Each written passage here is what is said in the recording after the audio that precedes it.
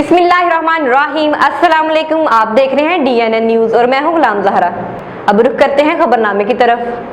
इस्लामाबाद श्रीलंका में कई साल से कैद 56 पाकिस्तानी वतन वापस पहुंच गए। वफाकी वजीर दाखिला मोहसिन नकवी और वफाकी वजीर निचकारी अब्दुल अलीम खान की कोशिश के नतीजे में श्रीलंका में कई साल से कैद 5 खवातीन और 51 मर्द कैदियों को आज चार्टर्ड त्यारे पर वतन वापस लाया गया है।